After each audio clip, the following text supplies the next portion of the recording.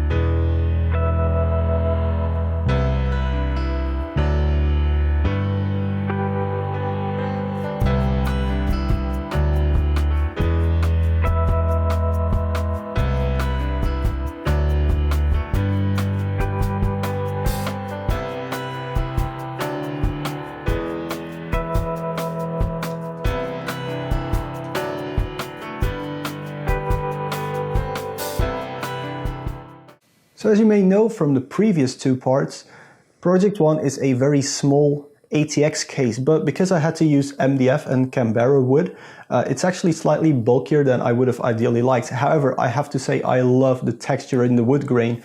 Now, I used to hate side panel windows in computer cases because they were always made out of acrylic and they would scratch easily and they just looked super tacky. So lately they've been going to tempered glass side panels and I just decided to step it up a little bit more from there. So this is layered glass. It's two pieces of glass laminated together with some mylar in between. So this can't break, it won't scratch. It's super great against sound waves. So basically it makes everything really quiet, really strong, and it can't break. So win-win. So I decided to go with vertical airflow because that helps me keep the front of the case as clean as possible. There's also no ventilation at the rear, so all the air comes from underneath. It's being sucked in by dual Be Quiet 140mm Silent Wings 3 fans running at 7 volts with these little adapters that Be Quiet gives you. They're super handy, by the way. Be Quiet also supplied me with the cooler. So this is the Shadow Rock low profile. It came with a Pure Wings 2 fan, but I decided to put a Silent Wings 3 fan on there just to keep with the theme.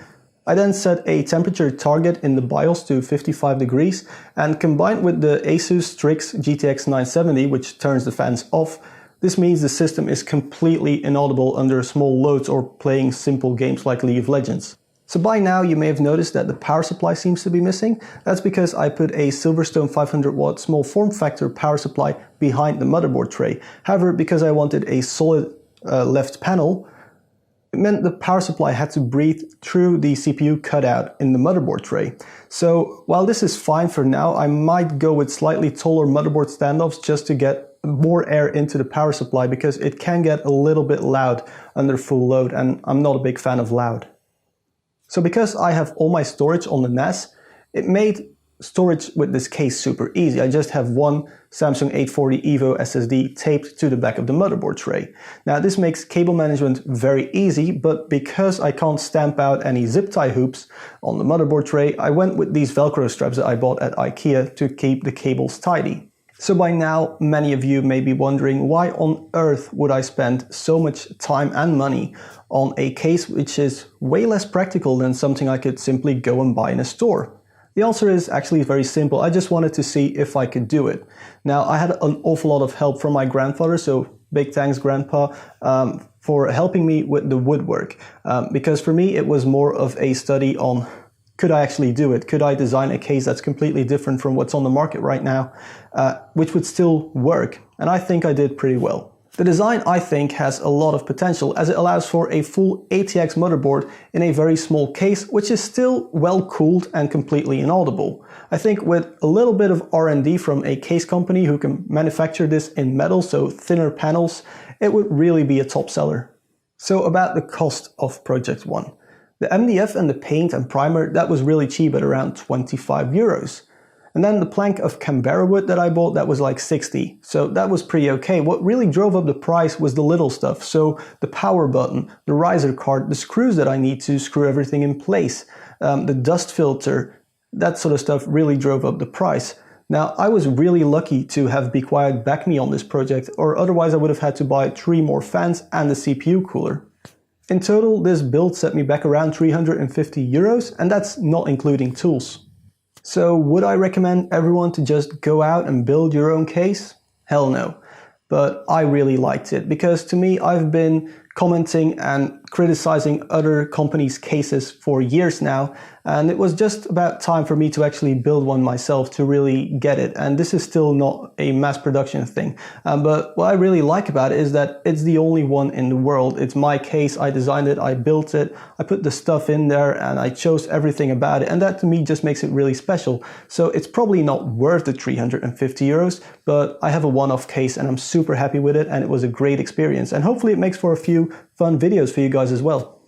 So I want to thank Be Quiet once again for supplying some of the parts, and I also want to thank you guys for watching this video. I hope you liked it as much as I liked doing this project.